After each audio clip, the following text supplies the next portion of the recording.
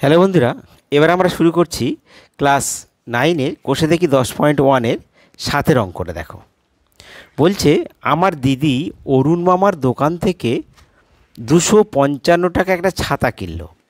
অরুণ মামা যদি ছাতার ধার্য মূল্যের উপর 15% ছাড় দিয়ে থাকেন, তবে ওই ছাতার ধার্য মূল্য কত? আমি বলেছি যে ধার্য মূল্য সাধারণত ছাতার গায়ে কোনো জিনিসের গায়ে লেখা থাকলে সেটা ধার্য মূল্য, কিন্তু সেই দামে বিক্রি হয় না সাধারণত। সেখানে একটা কমিশন দেয়, সেই কমিশন দিয়ে বিক্রি করে। তাহলে এখানে দেখো, অরুণ মামা যদি ছাতাটা ধার্য মূল্যের উপরে 15% ছাড় দিচ্ছে, তাহলে আমরা ধার্য মূল্য যদি 100 টাকা ধরে নিই, তাহলে ধার্য মূল্যের উপর 15% ছাড় দিচ্ছে, মানে মানে কত টাকা ছাড় দিচ্ছে? 15 টাকা। তাহলে প্রকৃত বিক্রয় মূল্য কত হচ্ছে? 85 টাকা। তাহলে আমরা ওই টাকা দিয়ে তাহলে দিদি ছাতা কিনেছে, তাহলে দিদির ক্রয় মূল্য কত হলো? 85 টাকা। তাহলে আমরা লিখবো যে 85 টাকা ক্রয় মূল্য হলে ধার্য মূল্য 100 টাকা, একে কত? আর এই 255 টাকা ধার্য ক্রয় মূল্য হলে তার ধার্য মূল্যটা কত? ঠিক আছে, আমরা এইভাবেই করব। দেখো, তাহলে আমরা প্রথমে লিখব কি, যে প্রথমে কি বলছে যে 15% ছাড় দেয় ধার্য মূল্যের উপর, ধার্য মূল্যের উপর 15% ছাড় দেয়। অর্থাৎ 100 টাকা ধার্য মূল্য হলে প্রকৃত বিক্রয় মূল্য কত হবে না?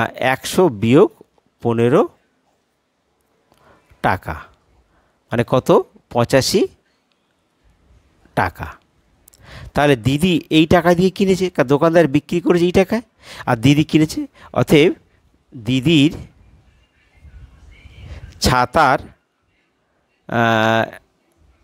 ছাতার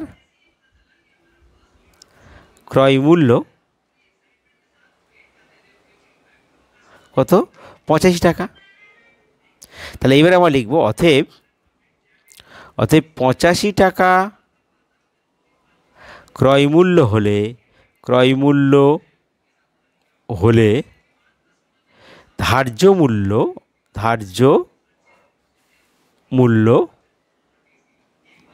হয় কত? 100 টাকা। আর 1 টাকা ক্রয় মূল্য হলে ধার্য মূল্য কত হবে? 100, আর নিচে 85 চলে আসবে। এইবার আমাদের বলেছে দিদি কত টাকা কিনেছে? 255 টাকা কিনেছে। তা 255 টাকা যখন কিনেছে টাকা দিয়ে, তা তখন ধার্য মূল্য কত? 100 ইন্টু 255 আর নিচে 85 টাকা। তাহলে আমরা 85 দিয়ে কাটো, 5 দিয়ে কাটো, 5 দিয়ে কাটলে 5 17 85, আর 5 5 25, আর 5 একে 5, 17 দিয়ে কাটো, 3 17 51, তাহলে সমান 300 টাকা। 300 টাকা। তাহলে অতএব ছাতাটির ধার্য মূল্য সমান 300 টাকা। তার মানে এটা আমাদের উত্তর। তার মানে এই টাকাটা ছাতার গায়ে লেখা ছিল যে এই যাবে বিক্রি হবে, সেটাই হলো ধার্য মূল্য। ঠিক আছে, এবার দেখো আমরা 8-এর অঙ্কটা করছি। দেখো, বলছে আমার বন্ধু একটি গল্পের বই লিখিত মূল্যের উপর 25% ছাড়ে কিনল। সে যদি ওই বইটি লিখিত মূল্যেই বিক্রি করে, তবে সে শতকরা কত লাভ করবে হিসাব করি। তার মানে আমার বন্ধু গল্পের লিখিত মূল্যের উপরে 25% ছাড়ে কিনল। ধরো আমি ধরে নিলাম বইটা লিখিত মূল্য 100 টাকা। তাহলে আমার বন্ধু ক টাকা কিনেছে? সেখানে লিখিত মূল্যের উপর 25% ছাড় দিয়েছে। তা কত? তাহলে বিয়োগ করলে কত? 75 টাকা হবে। তার 75 টাকা কিনেছে। কিন্তু সে যদি এবার ওই বইটা ওই লিখিত মূল্যেই বিক্রি করে, তার মানে সে 75 টাকা কিনে ফের যদি সে 100 টাকায় বিক্রি করে, তা শতকরা লাভ কত হবে? তাহলে 75 টাকায় লাভ, তাহলে 100 থেকে 50 বিয়োগ হবে কত? 25 টাকা লাভ হবে। তাহলে 25 টাকায় লাভ হয়, তাহলে আমরা 75 টাকায় লাভ কত, একে কত, আর 100 কত, শতকরা লাভ বের করবো। ঠিক আছে, এইভাবে আমরা বের করব। দেখো, তাহলে প্রথমে লিখিত মূল্যের উপর কী হচ্ছে, লিখিত মূল্যের উপর 25% ছাড় দেয়, 25% ছাড় দেয়। অর্থাৎ 100 টাকা লিখিত মূল্য হলে, লিখিত মানে যেটা লেখা ছিল ওর উপরে, লিখিত মূল্য হলে ক্রয় মূল্য কত হবে? ক্রয় মূল্য হয় কত না 100 বিয়োগ 25 টাকা, কারণ 25 টাকা ছাড় দিয়েছে, 75 টাকা। তাহলে সে 75 টাকাতে কিনেছে। এইবার সে কিন্তু আবার বলছে যে সে যদি লিখিত মূল্যে বিক্রি করে, তাহলে পরে লিখিত মূল্যে বিক্রয় করলে লাভ হয় কত না, যেহেতু 75 টাকা কিনেছে আর লিখিত মূল্য 100 টাকা, তাহলে 100 বিয়োগ 75 টাকা কত হচ্ছে? 25 টাকা। এবার এটা আমরা সূত্র দিয়ে করছি। দেখো, তাহলে এবার আমরা কি করব না, এবার লাভের শতকরা হার বের করব না। লাভের শতকরা হার হচ্ছে, দেখো যেহেতু ক্রয় মূল্য 75 টাকা, তা লিখব যে 75 টাকায় লাভ হয় কত না 25 টাকা। 1 টাকায় কত লাভ হচ্ছে না 25-এর 75, আর 100 টাকায় কত লাভ হচ্ছে না 25 গুণিতক 100, নিচে হচ্ছে 75। 25 দিয়ে কাটো, 25 একে 25, 3 পয়সা 75, তো কত হচ্ছে 103। 103 মানে কত না 103 সমান 33 পূর্ণ 1/3 হবে। এটা ভাগ করে দেখবে 33 পূর্ণ 1/3 টাকা। অতএব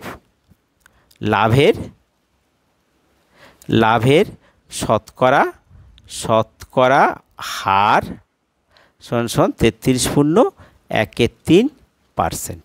এটা তোমাদের উত্তর। ঠিক আছে, এবার দেখো আমরা 9 অঙ্কটা করছি। দেখো, বলছে নিয়ামত চাচা প্রতিটি 5 টাকা দরে 150টি ডিম কিনেছে, কিন্তু দোকানে এনে দেখলেন 8টা ডিম ফেটে গেছে এবং 7টা ডিম পচা। প্রতিটি ডিম মানে যে ডিমগুলো বাকি রয়েছে 6 টাকা দরে বিক্রি করলে নিয়ামত চাচার শতকরা কত লাভ বা ক্ষতি হবে হিসাব করি। দেখো, প্রথমে আমরা 5 টাকা দরে 150 ডিমের দাম কত গুণ করে আমরা বের করবো কেনা দাম। তারপর আমরা করব কি, 8টা ডিম ফেটে গেছে আর 7টা ডিম পচে, তাহলে 8-এর সাথে 15টা ডিম নষ্ট হয়ে গেছে। তাহলে এই 15 ডিম 150 ডিম থেকে বিয়োগ করব, যা হবে তাকে আমরা 6 দিয়ে গুণ করব, করলে ওইটা হবে ওই ডিমের বিক্রি দাম। যদি দেখি বিক্রি দাম বেশি তাহলে লাভ হবে, আর যদি বিক্রি দাম কম কেনা দাম বেশি তাহলে সেগুলো ক্ষতি হবে। তাহলে এইভাবে আমরা অঙ্কটা করব। তারপর আমরা শতকরা ক্ষতি 100 টাকা কত ক্ষতি বের করব। ঠিক আছে, দেখো তাহলে আমরা কী করব, প্রথমে লিখব যে প্রতিটি 5 টাকা দরে 150টি ডিমের ক্রয় মূল্য বা কেনা দাম কত হবে না 150 গুণিতক 5 টাকা, 5 পরং 75, 750 টাকা। তাহলে 750 টাকা দিয়ে সে ডিমগুলো কিনেছে। তাহলে এবার ডিম নষ্ট হয় কটা? ডিম নষ্ট হয় মানে যেটা ভেঙে গেছে সব মিলে আর কি 8টা। প্রথমে তো আমার 8টা ডিম ফেটে গেছে আর 7টা ডিম পচে গেছে, এতটি, আর সাথে 15টি। তাহলে বাকি ডিম কত? তাহলে বাকি ডিম তাহলে আমার ছিল কত 150টা, তার থেকে 15টা বিয়োগ হচ্ছে কত হবে না 135টি। এই 135 ডিম সে 6 টাকা দরে বিক্রি করেছে, তাহলে 6 টাকা দরে 135টি ডিমের বিক্রি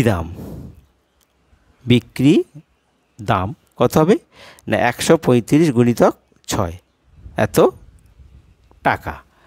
তাহলে এটা গুণ করলে কত আসবে না 800, 5 ছক 30, আর 3 আর 3 ছক 18, 18 19 20 21, 2 6 7 8, 810 টাকা।